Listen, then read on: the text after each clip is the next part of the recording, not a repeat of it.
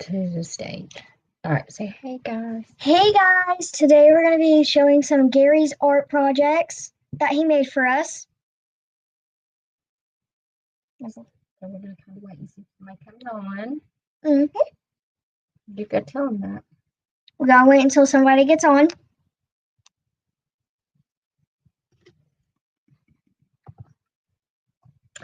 We were on TikTok, but I think we got kicked off because Adeline was age, but that's okay. Let's do the style right here. There we go. Look, Nana knew how to do that.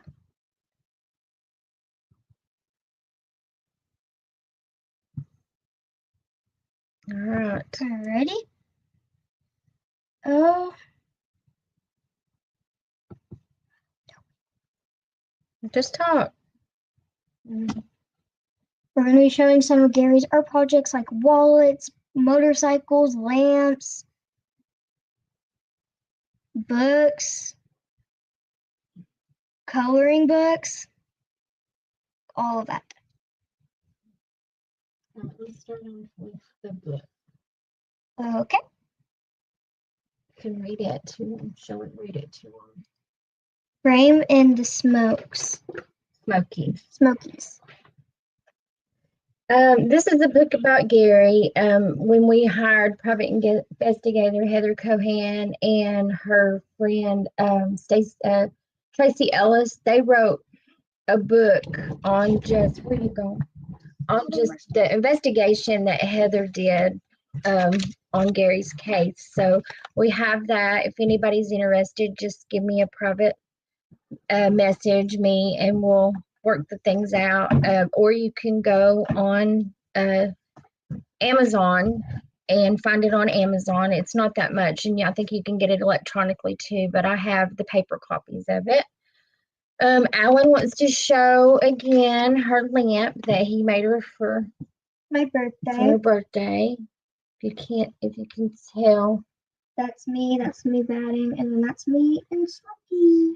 And then we have a softball. I play softball. She plays softball. Here's her ball. And there's a little a mitt right here. This is the bat. And then pictures of her. Mm-hmm. Okay. Be careful with it. Next, should we do wallets? Mm-hmm. Or the motorcycle? We'll do the motorcycle. Hey, Kathy. Thanks for being here. Adeline wanted to do something, so we were on TikTok, but I think they kicked us off because Adeline's underage, so we just thought we would come on over here. Here's your book. Get ready to put it in its envelope and get it sent out to you tomorrow. Mm-hmm. Here's one of Gary's motorcycles that he made. I was kind of seeing if everybody could see how detailed that is. Can you see that, Kathy? How detailed he makes them. These take him a little time because this doesn't come like this. He has to carve this out and shape it down. And every little detail, he does this by hand.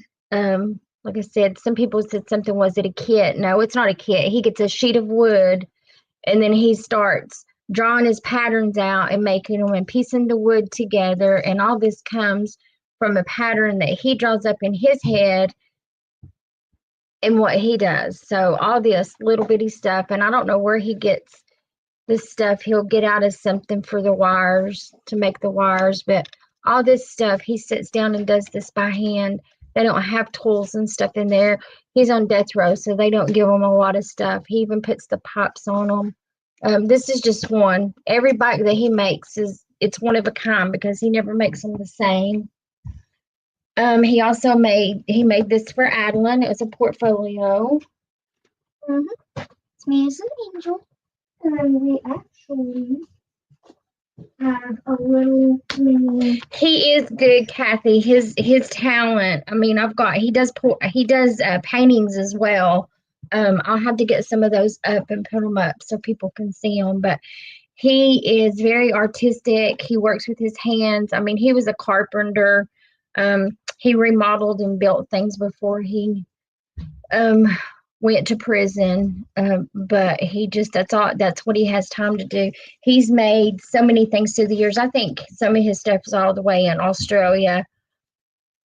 Yeah, Mark Wood. I'll have to get him. I'll have to get him to see if I can't get him to make Mark one. And he's wanting to make, he'll make Harvey something too. I'm sure once we get this started. Adeline's wanting to talk. We have this little mini like bag that he made. Pretty sure I put papers in here. Anyway, some of his stuff, I mean, he's got stuff all over the United States. He's got stuff over in Europe that he's made for people. So he's very good at what he does. The woodwork is his best, is what he likes. He does the leather and stuff, but he would rather do woodwork. Painting has to be his second one. It's hard sometimes for me to get him to do a painting, as he says he has to be in the mood for it. So when he gets that, but his paintings are everything he does. He's like, well, it's not that good. Well, it really is. I need to get all his stuff out there as soon as I can learn to maneuver all this. What you got to show, Adeline? Got a wallet that he made me for my 6th birthday. Yep, you gotta get up here. It's like this really pretty aqua color. You can't really see it on camera though. And then you can put like your ID right there, but I'm only 9. I don't have an ID.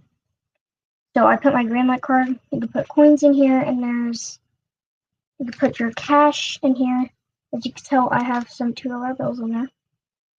And then there's a little spot right there too. I don't think our light. Let's see if this light helps any. I don't think it does. Nope. And then we have one of those wallets that are like just for your cards, or like you could probably put some money in there.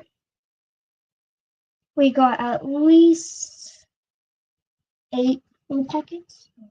Let me answer this. His spirits are okay. I saw him yesterday, Kathy.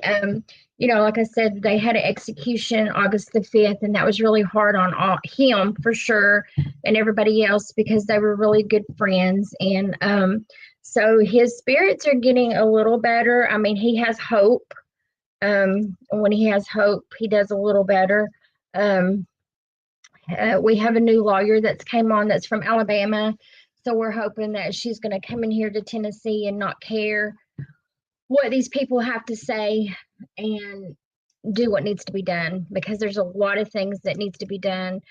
His case is nothing but errors in it. I mean, when we went to court and stuff, there's many times that he could have had an acquittal, and they just ignored it. So hopefully I'll have some good news when we start doing that. But other than that, it's just a hurry up and wait. They don't care. It's not their lives or their loved ones' lives. It's his. And so hopefully, we're going to get some good news, and hopefully this time next year, me and him both will be sitting here thanking everybody for supporting him, because I believe he's coming home. It's been a long, long journey. And we've still got a long journey ahead of us, but we're closer now than what we were before.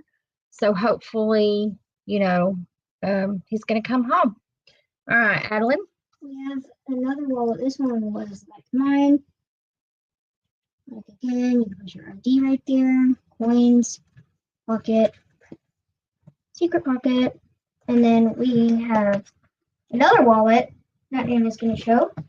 This one's white. This lighting's not good. I'll have to get that fixed. But like I said, this is all pure leather, and you can smell that leather too. I love the smell of it. But he made this one that has pockets in it here, and you flip it, and then you've got your change purse right here that you can put this stuff in. I'm not showing it. You can put the change right here. Let's do this. There we go. And then there's another pocket right there. And then it just flips up like this. And here we are. We have another one like that. It's like more of a brownish cream color, and the inside it's a really pretty dark brown. We have somewhere you can put some money. Yes, Kathy, he does. He calls me. I get 2 phone calls a day. I get 30 minutes each call, and he probably will be calling here in a little bit. But yeah, I put money on an account, and he gets to call me. He also has GTL. It's a new thing for Tennessee. It's a tablet, and he can text me through that. But he's like me. He's worse than I am about being computer literate because we're not. We know nothing. So he does the tablet every once in a while. He'll shoot me a text message, and then he'll call me later. It's not like he's on that tablet and we text back and forth, text message back and forth, because it costs me 20. It costs me, if I do it, 20 cents per text, and it costs him 5 minutes, so many minutes. So when he gets on, he has to text it, and then he gets back off. So he only charges him 5 cents.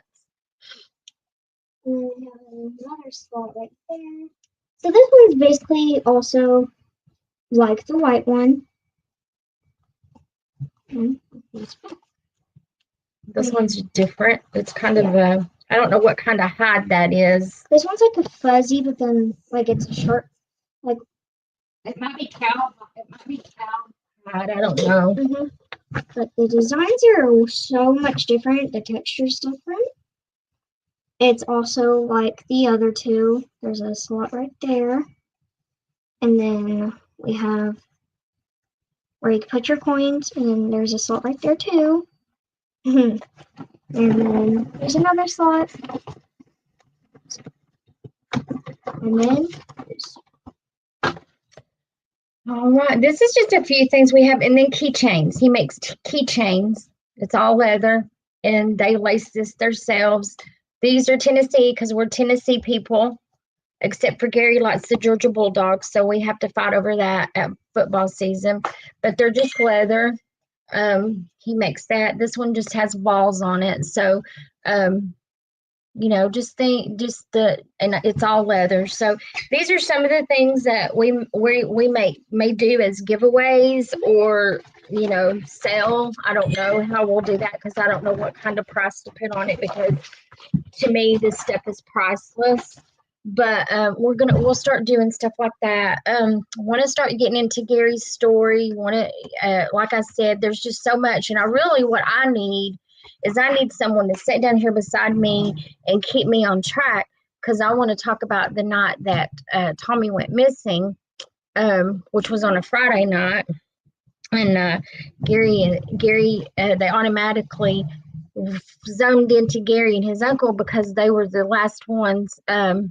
Thank you, Justice for Gary, because they were the last ones to see him alive, because they were running around with him on that Friday. But what they didn't do is the girl that Tommy left with, nobody went looking for that girl. The law enforcement didn't go looking for the TBI agent that was on it didn't go looking for.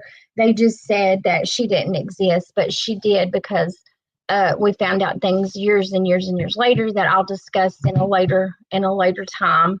And the fact that they went and picked him up from jail, and miraculously their video cameras wasn't working, so we couldn't get no video camera, because Gary kept saying, if you'll look at the video, you'll see who he left with. And then that he was with that girl also at a convenience store. But back then it rolled over every 24 hours, so that footage was gone too. So everything that proved what Gary was saying was the truth was lost, taped over, or they just didn't have it, or it was just one of those. We live in a small town. It's Sevier County. We're a tourist area. They don't want anybody to know if anything happens in Sevier County or Blount County. So they hurried up and they arrested him for this. And another thing I want to show people, and I can show it, is he never got his Miranda rights read to him when they came and arrested him. I was with him, and when we were in court, everybody kept passing it off to the next guy. Nobody ever could come up with who read him his Miranda rights.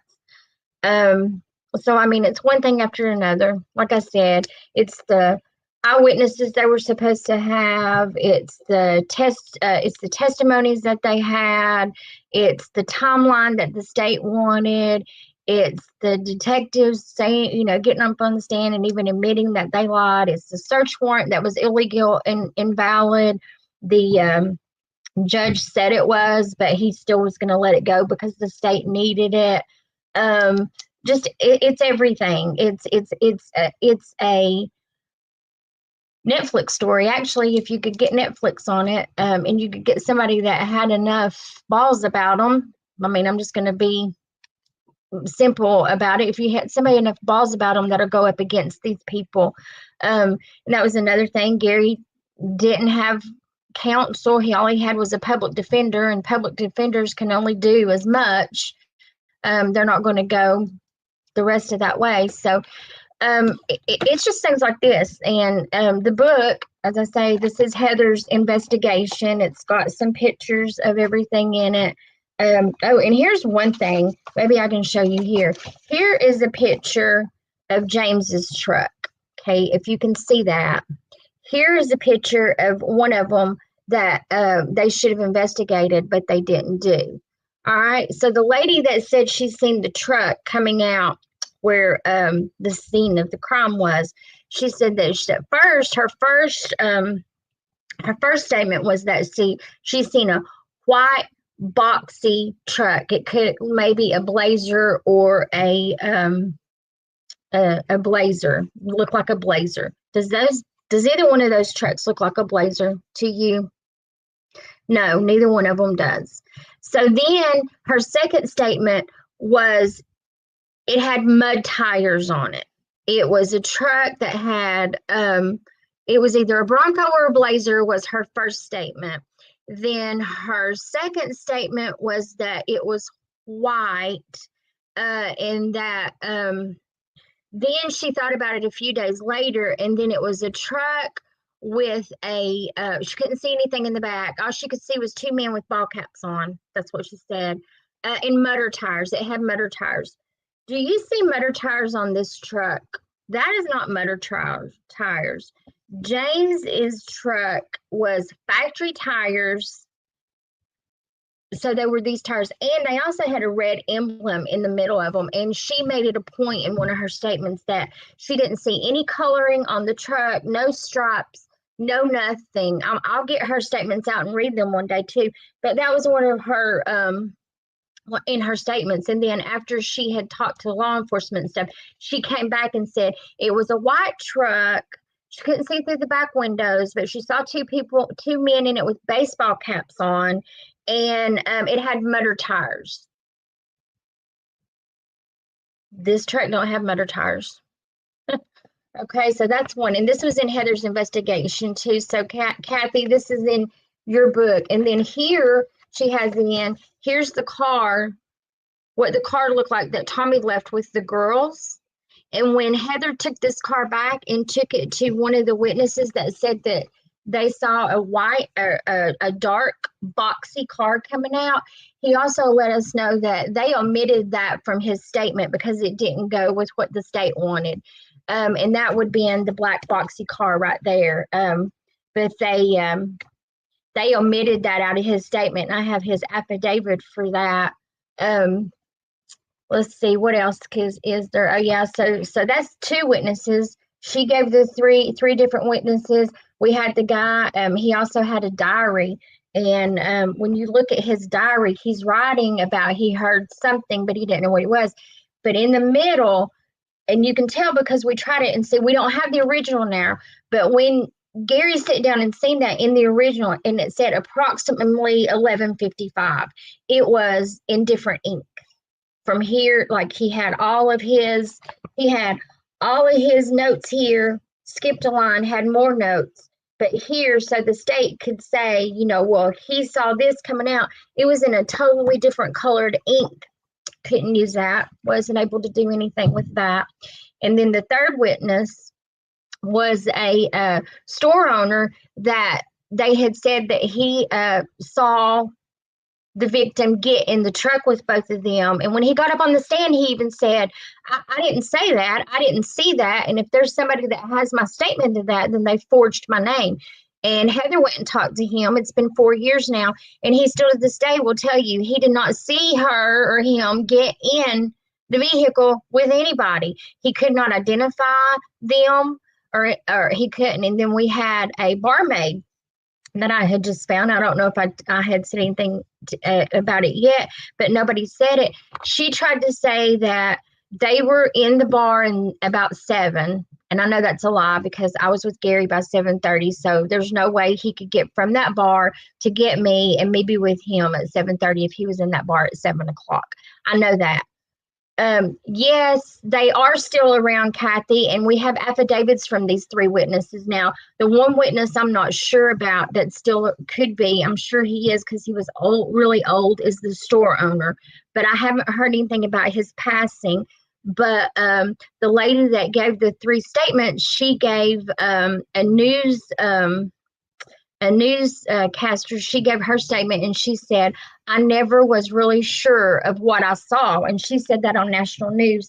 And if I can learn how to put the media up on here, I'll put those. But if you go to Gary, justiceforgarywaynesutton.com, or if you can look up Dennis Ferrer, Fox 17 in Nashville, he has the story of Gary. Libby Cunningham, if you go on YouTube, it's called the saga of Gary Wayne Sutton. And she went and saw Gary. She had to get on his list to be a visitor just to go see him. But she went and saw him and sat and talked with him because they don't allow news reporters or anybody in like that. So there's just a lot. And the biggest thing was that medical examiner. We had about 5 experts that came to say that Tommy could not have been dead any more than 36 hours. And then we had Charles Harlan. If y'all want to look up Charles Harlan, he was the state medical examiner then. He was disbarred, lost his license because of all the how he helped the state and get people convicted for no reason. And that's the thing too. There's been quite a few people, because Charles Harlan was on their case, they got new trials.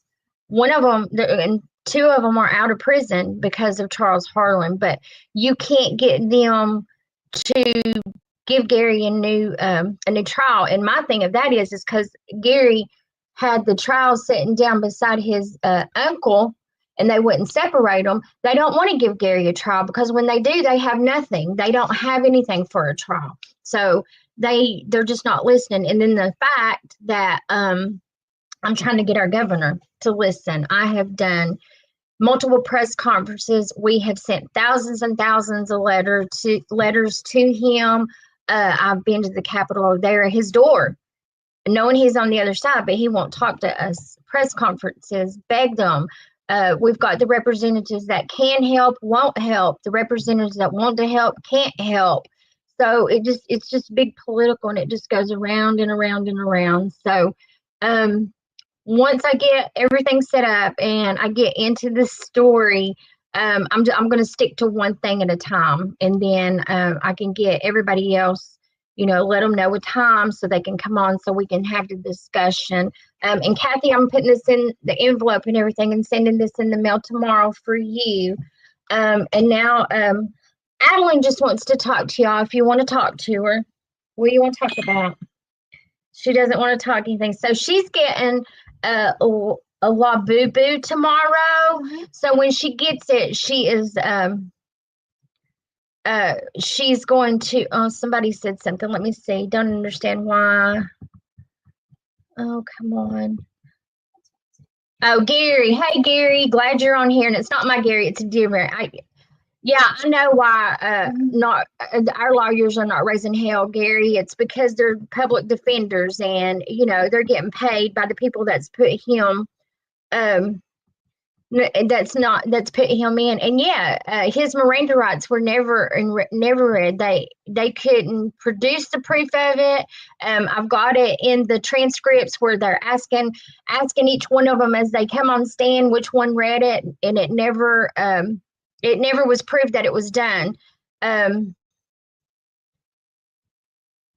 Yeah, well, they've messed up his constitutional rights all over, his Eighth Amendment, 13th Amendment, 14th, whatever amendments they have, and it should have been thrown out with appeal. And I don't know if I should be saying this or not, and I don't really care, but his public defender that he had for so many years, and it's hearsay, I can't figure out how to prove it, but she had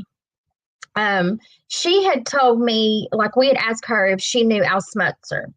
And Gary had always told her through the years that he thought she was working with Al Smutzer because his appeal that she put sounded like Al Smutzer had wrote it. And she's told him for years and years, no, I don't know who Al Smutzer is. I don't know who he is. Well, I found out that she was actually a public defender in Jefferson County when she came out of law school. And that is Al Smutzer's district. So I'm not buying that she didn't know Al Smetzer. I'm not buying that she's not been working with him all these years. I'm not buying any of it because we all know how they can be, how they lie, and that is my standing on that. But after she was a public defender, she also went into the appeals court as a clerk. So, you're not going to tell me she didn't know Al Smutzer. You're not going to tell me she hadn't seen Gary's case coming through the appeals court. And she's just not going to tell me that she's not been working with these people to not do anything for Gary, because the whole 26, 27 years that she's had Gary's case, she absolutely has done nothing for him. All you got out of her was, well, it's complicated. Yeah, it's complicated, but you have an innocent man that you could have gotten out 26, 30 years ago, and you choose not to because the money is worth it more to you than a man's life. That's that. And plus, then when she did do Gary's appeal, she didn't. Now, this is federal. She had to go federal. Once he got the death penalty, the lawyers, yes, she's completely off the case now, Kathy, but it took us this many years to get her off. But she wouldn't show Gary the appeal before she filed it. His brother was his power of attorney, so he would go to her office and she would tell him to get out of her office. She didn't have to give him anything. So nobody knew.